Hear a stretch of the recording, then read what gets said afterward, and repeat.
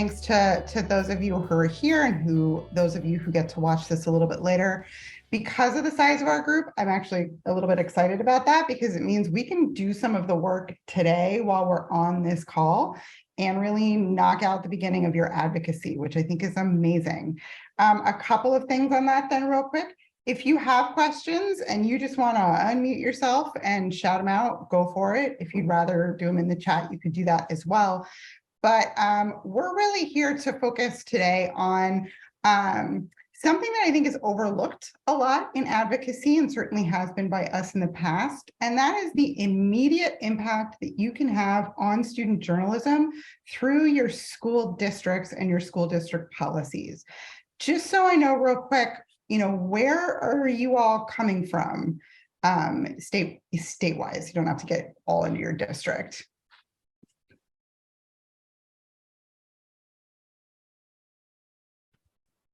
I'm from Florida. Oh, nice. Very cool. Northwest suburbs of Chicago, Palatine. Perfect. I'm from Wisconsin. Okay, great. All three of those states, that's not surprising to me that you're the ones who are here, because that's where we seem to be getting a lot of interest in this topic, which is dealing with things at your school district level. So I'm going to get started and share my screen.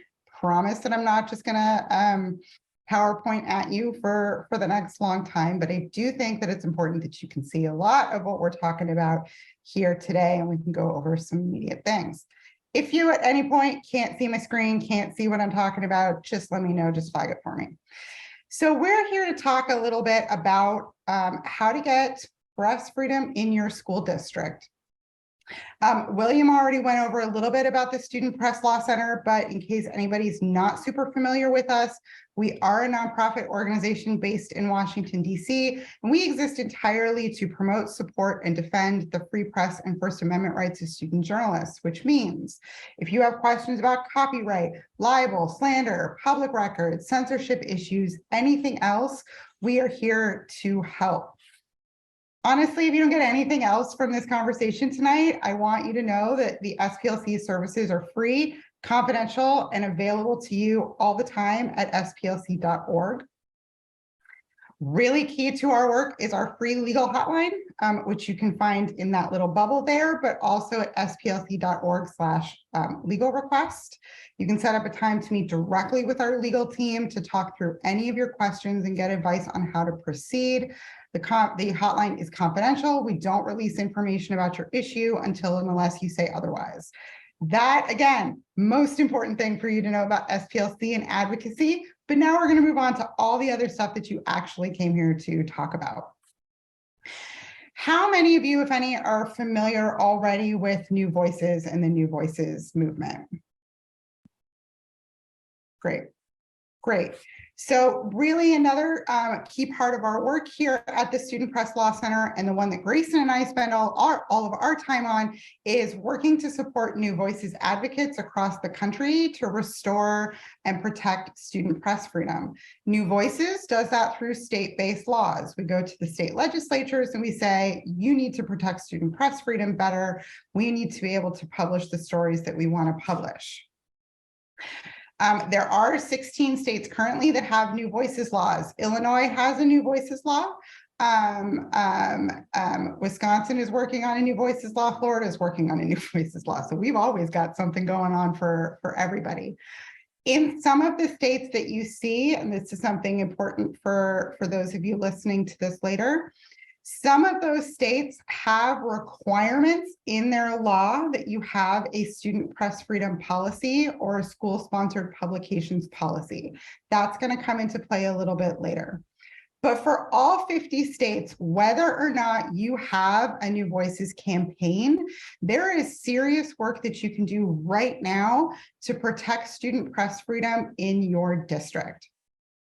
It is unfortunately true that many school districts will ignore the state law, and it is absolutely true that not one of you has to wait for a state law to have student press freedom.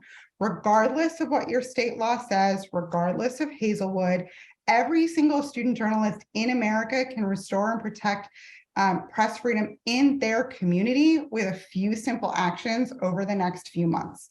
And that is because every single school district is governed by a school board, school committee, or other group of elected officials who can and do make policies every single day that can restrict or expand your rights. And that's what we're going to focus on here today. Not the big law, not the Hazelwood stuff, the stuff you can do today, tomorrow to get student press freedom quickly in your community. I want to make a quick caveat. The action of a school district is only going to dictate what happens at a public K through 12 school. If you're at a college or university and you're at a private school, you're not covered by school districts. However, every single thing we talk about tonight, every single strategy, every single tool can also be used at a private school or a college or university. We just have to change the audience a little bit. In all of those cases, what happens in your school is decided by a body of people, whether that's the board of directors, trustees, regents, or other groups. They're not elected like a school board usually is, but the advocacy tactics will still work for you. So let's talk a little bit about why a school district policy matters, right? We know why a state law matters. We know why a Supreme Court case matters, but let's talk about a school district. Can anybody who's on the call tell me why your school district policy is going to matter quite so much?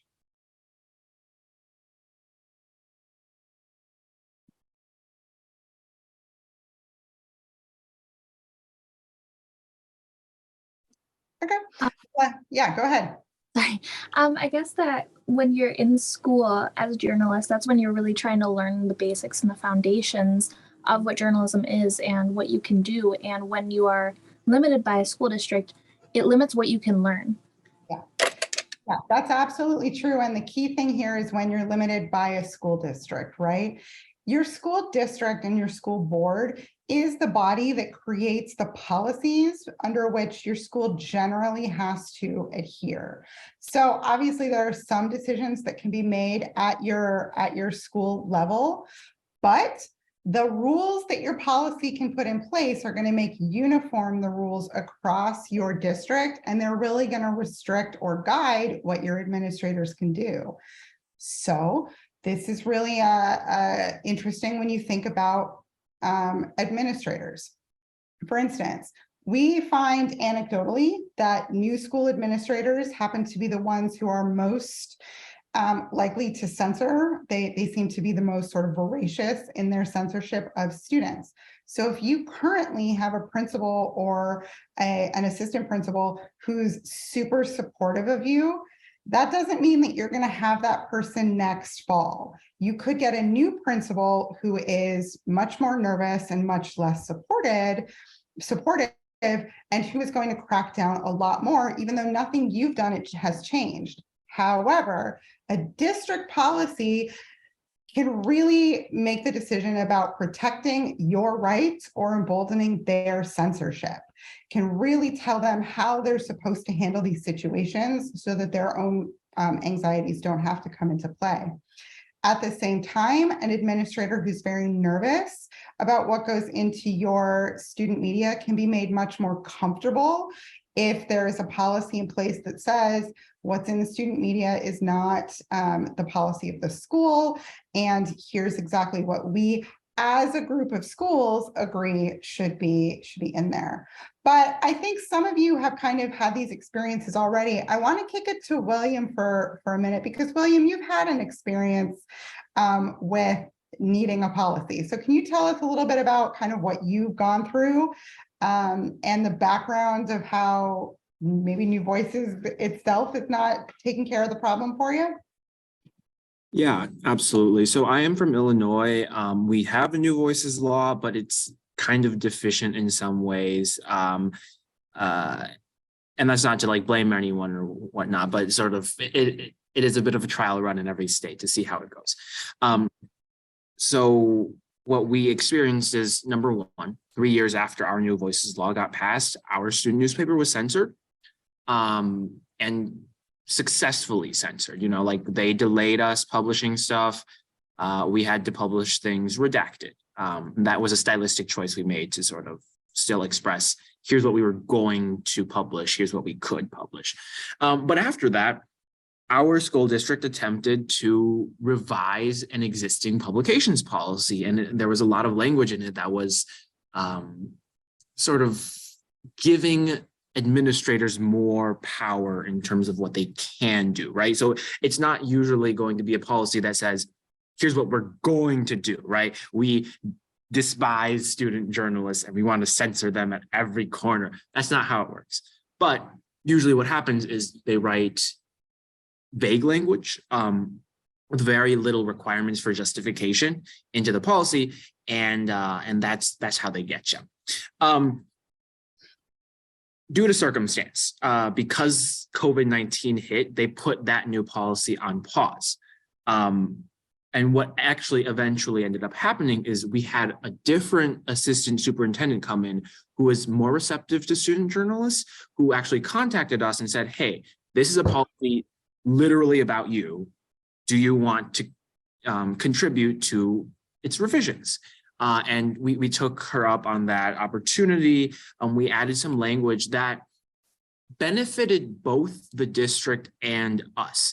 And that's kind of the key part of what we'll be talking about later, which is how you can change policies. But it sort of drew a very clear distinction between what is an expression of the students, right, the student publication, and what is an expression of the school district. That's usually a big part of these kinds of policies. And the other thing is that it requires justifications, very specific justifications in writing of, here's what law you broke, here's what board policy you violated by publishing XYZ speech. And that just makes it so that people have to be fair and rational and specific when it comes to maybe there is something that shouldn't be published because it's libelous or an invasion of privacy, because those restrictions do exist. In terms of why our district policy mattered and why it still matters, is because the Supreme Court's not going to know every single case of censorship, right? I mean, to be honest, they probably don't know any of the censorship that is still going on in schools right now. Your state Supreme Court's also not going to know. Your state New Voices law and the people tasked with regulating it also probably don't know about it, although it is, again, it's like a civil law, so not necessarily a government agency that regulates it. But my point is, you're the one who is subject to your district policies. That's the lowest level, and by lowest, I mean it's the closest to you. You're the closest in proximity to it, which means that's the one you have to pay attention to. That's the one that actually affects you. And so if you can finagle district policies in such a way that they are professional and responsible and ethical, and they allow for a objective and fair process to both sides, then you're going to be more successful running your publication. That's awesome, William, and thank you for sharing your story, and also for the work that you and your whole staff did on this. What really stands out to me of your story is, like, an administrator came to you and said, this is about you.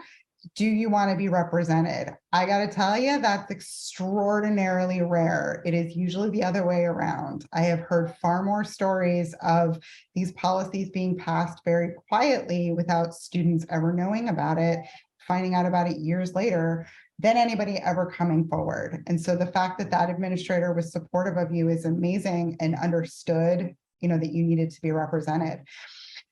For the vast majority of students across the country, it's going to be the other way around. Student journalists won't be represented. And in fact, these policies will be written and passed by people who have absolutely no idea what student journalists do, what your work is about, what your process is about, or what you're trying to write to put out there in the world. They're only making these policies very often on their own fears and anxieties and concerns. And that's what we need to change, right? We need to make sure that your voices are represented. And what we're talking about now is a little bit of how to do that in the best way. I promise it is actually not as complicated or scary as it sounds. So a few things that you can do as a student, right? And we're going to go through all of these, but this is the basic steps to protect student press freedom in your community. It's find your district policy, determine if it works for you, contact your school board, propose revisions, and then talk to people, tell your story and follow up. It really is and can be as simple as that. Now I fully recognize a lot of that is very scary, but it's actually not hard. So let's go through a little bit more about that. One thing I want to flag for you, and Grayson or Danielle can put this in the chat. We have developed a toolkit for you that lives on our website that will go through all of these steps with you, exists as a resource for you to just click through and get your questions answered for every single part of this process. We're going to talk through and do some of it now, but it's there for any person who wants to do it at any point. So you can do this in your own speed and as you're ready. All right, so the first thing that we are going to need to do is we are going to find your district policy. How many of you have already found or seen your publications policy or anything like that? I actually contacted a lawyer who helped me on, like a lawyer with one of you guys, to help uncover my district policy for a piece that I was writing. Nice, very good. All right, I'll tell you, most people have never looked it up, including most school board members. A lot of people have never looked it up. They've never looked up most of their policies. But as journalists, generally, it's a good idea to know how to do this. It's especially good to know how to do this for this process. So we're going to kind of go through it.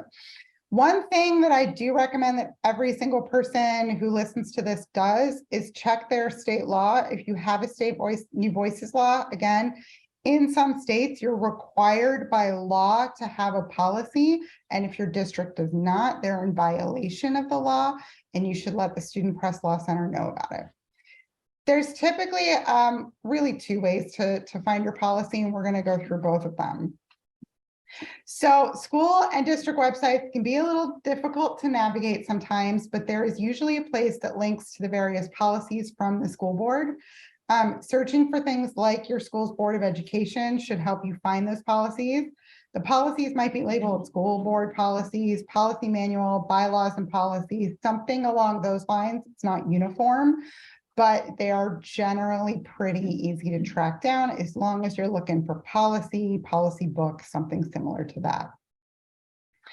Your policies might be listed in sections, or they could have a search feature. It's really going to vary from district to district. If they're listed in sections, your media policy will usually be under the students or the program section, and it may take a bit of browsing. We recommend that you look for words like publications, journalism, or school-sponsored media, and that will usually help you to do that. One thing I do want to highlight for anybody is that if you see a policy called independent media, that's probably not you. That's probably speaking to students circulating their own sort of off-school time paper, but other publications policies will be you. So we're going to kick it to Grayson here for a second, and he's going to do this in real time. You guys are going to do it. And I would recommend that everybody else do the same. Take the time to find your policy right now while we're on this call, and then you don't have to worry about it later. Grayson, you want to run with it? Show us how easy or not this can be. Yeah, so I'm gonna share my screen. And we're gonna do Miami-Dade. The first thing I generally recommend is trying to find your county or your school district rather than going through your school website, just because it's one step easier. And once you're on your school district's website, you can usually find something that says school board pretty easily. Generally, you can then click on it and you'll find something that says board policies, bylaws and policies, or a manual of some sort. And then you'll want to scroll down to try to find something that says current policies, or a link that'll link you to board docs. This is usually the one that is searchable. I'm not going to do the browsing one because it can take a little bit extra time. Once you're here, you might have to click on something that says policies over in the corner, and then you'll be able to enter keywords into this search bar here. The most common thing you can look up is just publications. And in a few minutes, it will just pull up everything that mentions publications. This one right here is school-sponsored student publications, productions, and performances. And this is generally what you're looking for. Some other keywords could be journalism, could be school-sponsored media, but this is generally how you'll be able to find most school media policies. Has anybody else found their policy or having a challenge finding their policy right now?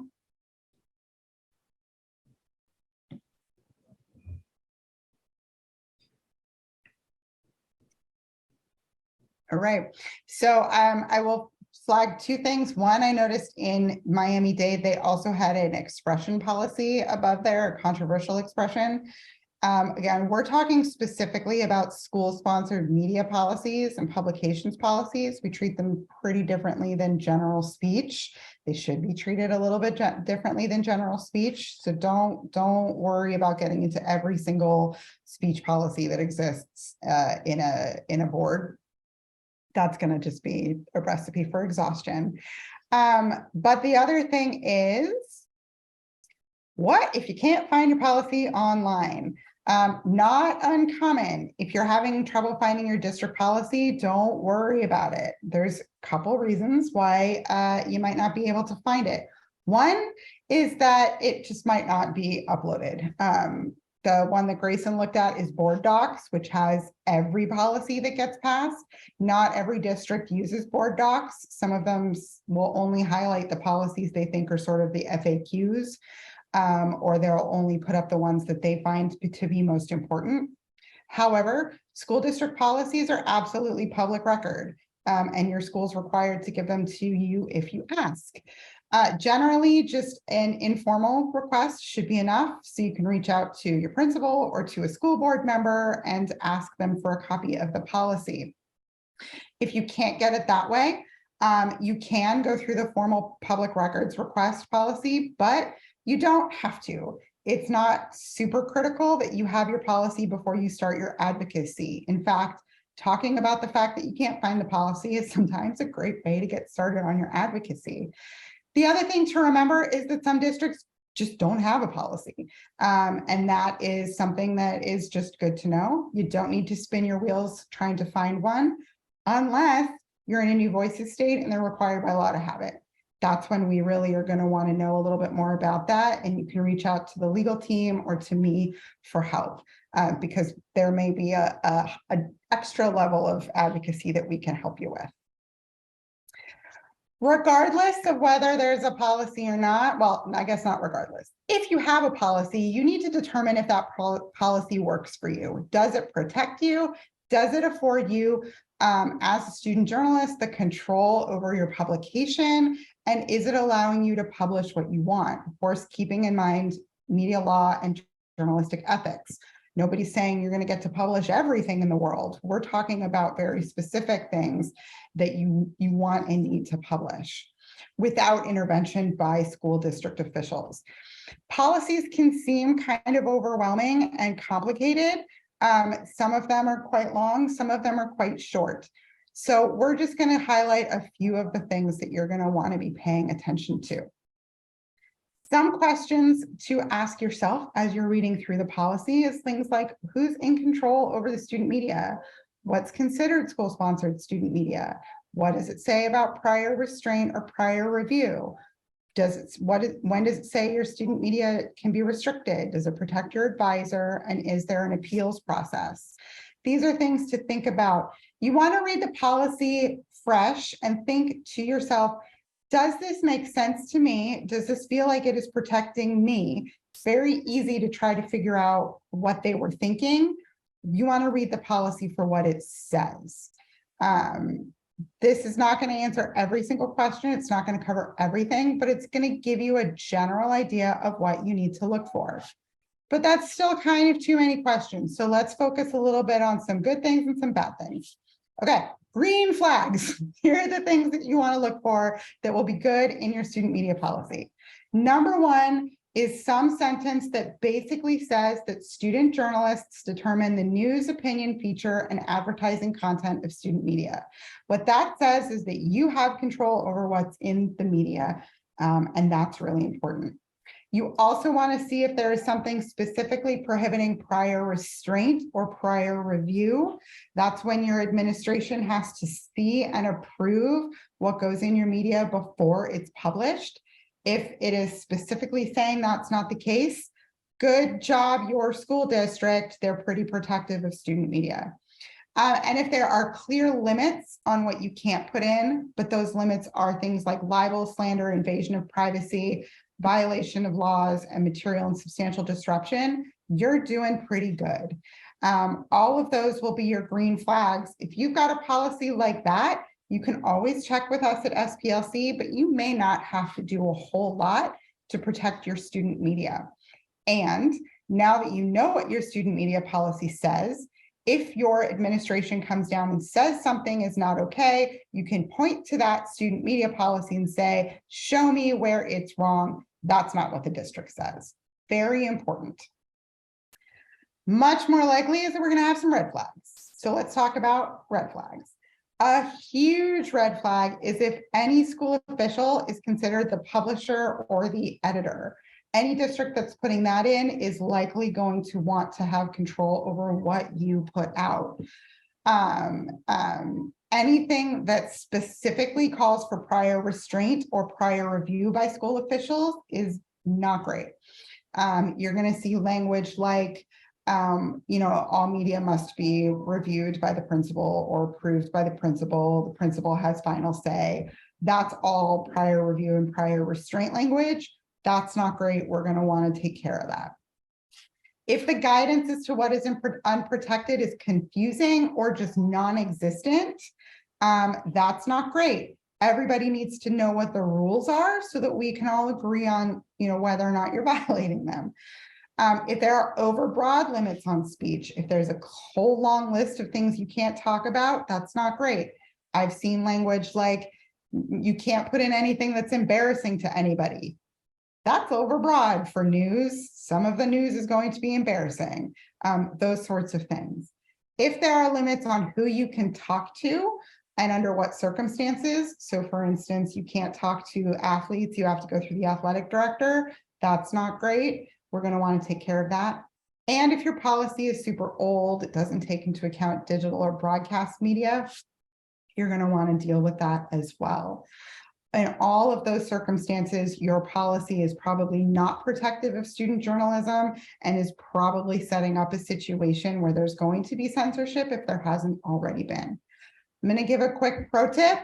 If your student media policy is older than about 10 years, it probably needs an overhaul. It probably is not thinking of a lot of things. I will go as far as to say if your student media policy is older than 5 years old, it probably needs an overhaul. Don't have to read it too closely to figure all of that out. So once you've taken a look at your student media policy and figured out that it doesn't work for you anymore, this is where we get into contacting your school board. And there are a couple of options to reach out to your school board. When Grayson was looking up the Miami-Dade policy, you saw that there was a whole lot of information about the school board members on the website. That's true for a lot of the websites, and that's the easiest way to get them. You can contact them individually, usually by email or as a group, again, by email or by attending a board meeting. I don't think there's a right or wrong choice. You should do whatever makes the most sense to you. Maybe you don't have time to go to a board meeting. Maybe you are more comfortable communicating with people electronically. That's fine. I will say it's harder to ignore you at a board meeting. You are then in public, you're public record, you're on sometimes camera. It's not quite as hidden that this needs to change and that you're advocating for it. But having these initial contacts anyway through email can make sense to you as well.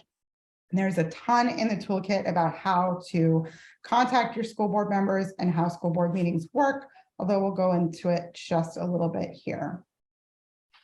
Couple of things to remember when you're having your initial contact with your school board member. look, the biggest things are you gotta say your name. You gotta say that you're a student journalist at what school. You have to include your contact information. You gotta highlight why this matters to you and why they need to change the policy. And if you're contacting them through email, I would certainly recommend that you suggest a specific time to talk with them further. Be proactive about it. Put them on having to tell you no, they can't talk to you, right? Don't wait for them to reach out and say, oh yes, I'm so interested, let's talk. You tell them you're interested and ask for their help. I want to kick it to William for a second, because you've had some interactions with school board members.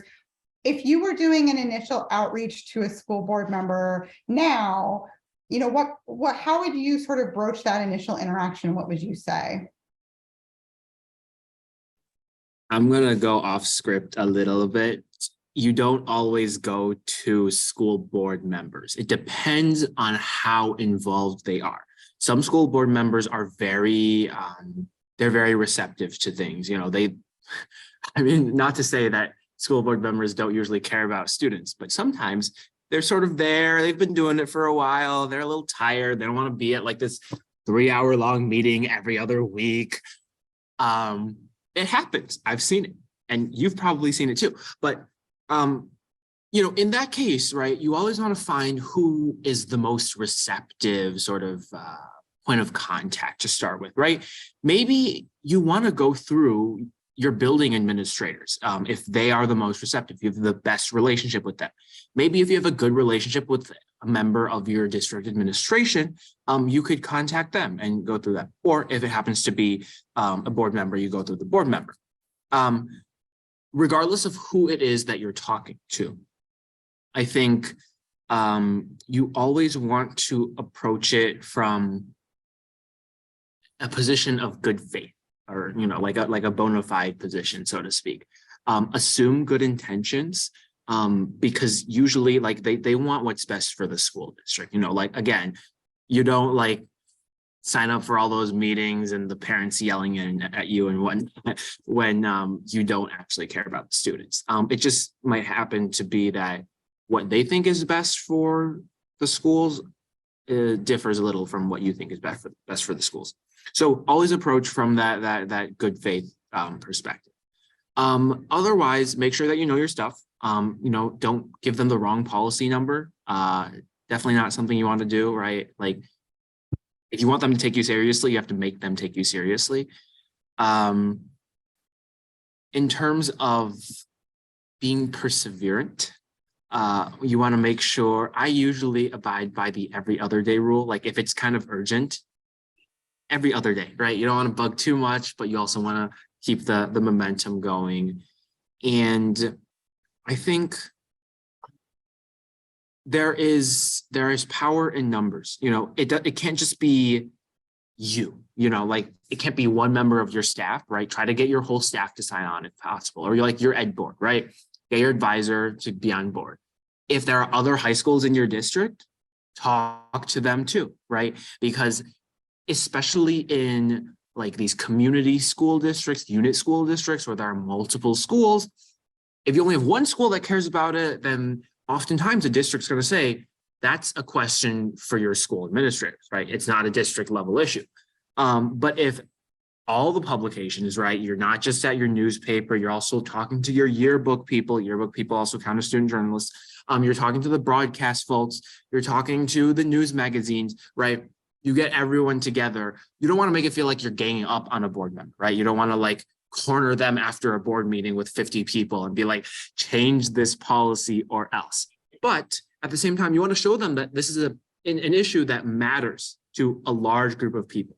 And so if you can gain that support, if you're respectful about it, you approach it from good intentions. I can't guarantee that it's always going to work, because you can never guarantee that, but that's going to be the best strategy in terms of trying to implement changes to your school board policy. Yeah, I will agree with all of that. I will say it's always better if you have friends. Having said that, we've also seen one kid run it, right? And it's a lot easier once one person starts it to then pick up that momentum. And if, yeah, there's a ton of strategies and strategy discussion that we could have. Some of that's in the toolkit. We definitely have talking points for all of that in the toolkit, and you can take a look. But I agree that, pick the person you think might be most receptive, and you can start with that person. Talking to one person is really how all of this starts. And then let's switch to the one that I think stresses a lot of people out, which is the concept of going to your school board meetings. How many of you have been to a school board meeting before?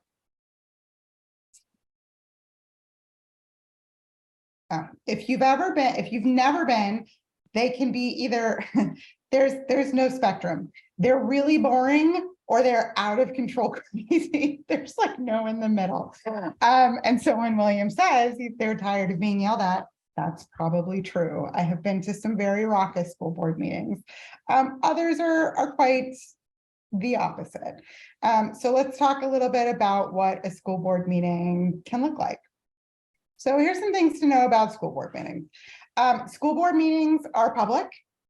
They can go into executive session, which is where they'll go off or they'll kick everybody out of the room because they need to talk about like personnel matters, but there's very specific reasons why they can do that. And most of the time it's public and public comment. Their agendas are generally required to be posted online, usually 2 days beforehand. As with their meeting minutes, the minutes take much longer to get online. So focus on the agendas. They generally meet at regular intervals. So it's either once a month or every 2 weeks. And sometimes they'll switch around and come to schools that are closer to you. And there are ones you can get to that are easier. Most school boards have at their meeting an open public comment period. Some will have 2 public comment periods. They'll have public comment for things on the agenda and things off the agenda. Others will have public comment just for general open comment. That's when you can sort of raise your issue publicly in a really big way. School board meetings can be pretty well attended, even the normal ones. There are a lot of issues that are going on, and so it is a good opportunity to really elevate your issue and your concern to an audience that otherwise wouldn't hear it. If you are bringing something up in open comments, first, you need to know that the board is not going to act on what you're bringing up in open comment period. They're generally pretty restricted to commenting only on what's on the agenda. They may have some sort of dialogue with you, but it's not like they're suddenly going to take up your policy that day. That's just not going to happen, and you should know that going in. Also, your time for comments may be limited depending on how many people are in the room. We generally advise that you plan to keep your comments to 2 minutes. That's pretty uniform. You should also know that because it's open comment period, people are going to be talking about a wide range of things, and the dialogue can be pinging back and forth between multiple issues. That can feel a little weird if you're coming up in the middle of people who are talking about something completely different, but this is the purpose of that time. They're used to that, and you're getting your issue heard and in the minutes and publicly known. So don't stress if you're not on the same topic as everybody else. It's a very different environment. Things that you should know and have pro tips for at a school board meeting. They can be long. Some of them can be hours long. Bring a book, bring a power bank. If you do not have a phone that is fully charged, bring a snack quietly and a sweater, because you never know what those auditoriums are like. I apologize in advance for the amount of time you're going to end up sitting in an uncomfortable chair, but that is the price we're going to pay for student press freedom, right? You need to be on time, even if they start late. It's a good idea to check in with the clerk at the front. There's usually a clerk who's keeping time on things, just to see if you need to sign up to be heard during the public comment period, so they can call you up when it is your turn. Otherwise, you'll end up lining up. It's a great idea to bring a friend or a family member for support. It's a lot easier to talk when you know there's somebody in the audience rooting you on, even if they're just going to sit there quietly. Be respectful during the meeting. Don't, talk a whole lot. You do want to be listening. You do not need to respond to anything anybody says. If if there is some argument about student press freedom, you don't need to get into a dialogue or a debate. You can just say, I'm happy to speak to you about this at another time, and back off. You don't have to get into it with any parents, although I've not seen that happen. You are allowed to say your piece and then sit down, okay? And SPLC will absolutely always send a letter of support for you, for your new policy, whatever you want to back you up. If we could be at every school board meeting with you, we would. We can't, but we can do whatever we can on our end so that they know that there is a community behind you, there are experts behind you, and that we are all in it on the long haul together. Just please let me know. And that's it in terms of the things that I think you need to know about school board meetings. If you've got other questions, we'll go through them in just a second. So the big question then becomes, okay, like what should my policy even say? I have never written a school board policy before in my life. Good news, don't have to. The Student Press Law Center has a model policy at splc.org/law library.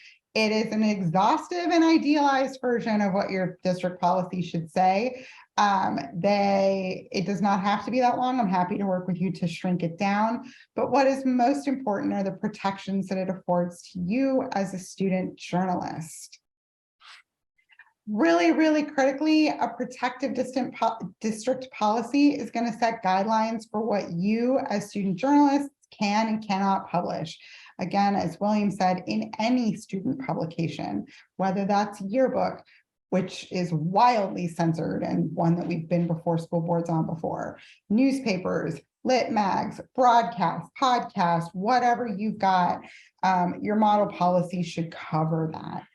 It can also include protections for advisors and even the school district, but really importantly, it needs to list the exceptions in which a school board can restrict your publication and make sure that you have the editorial power to make all of these decisions.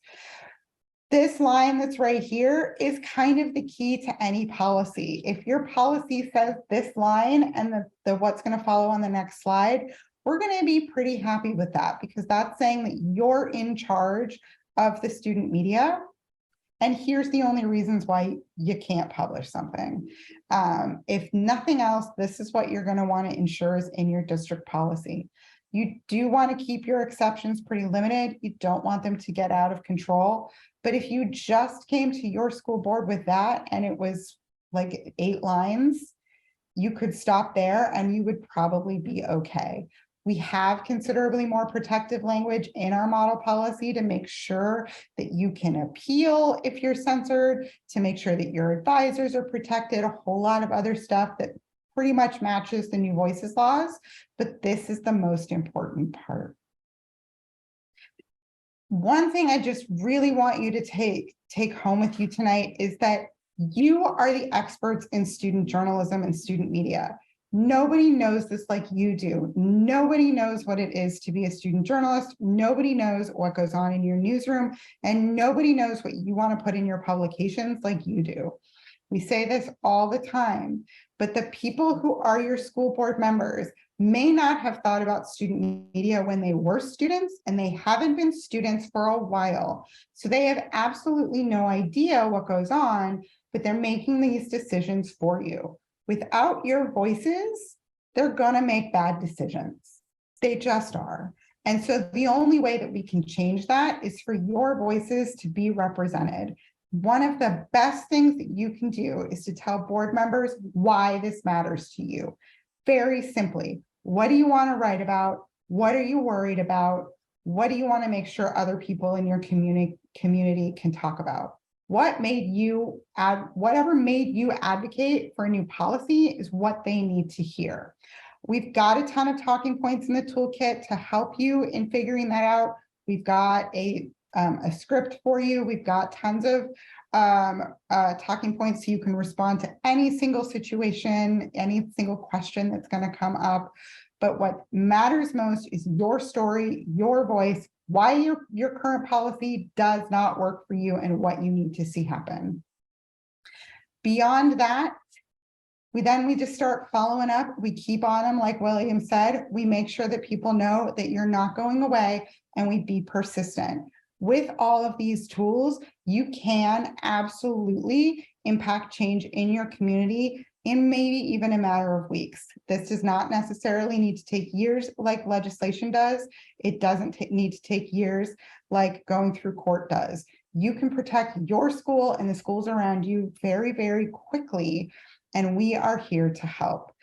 The SPLC's legal hotline is there. I'm going to put my email in the chat. But for now, that is it for me. I want to make sure that we can open up to any questions, concerns, thoughts that you have. I think we're going to go ahead and stop the recording for everybody here in a second. But I really appreciate you all taking the time and doing this work. And I promise you, there are many other student journalists out there who are doing this work too. And if you want to coordinate with them and work together, let's talk about that so that we can match you all up and make sure none of you is doing this all on your own. I really appreciate you all. Thank you so much.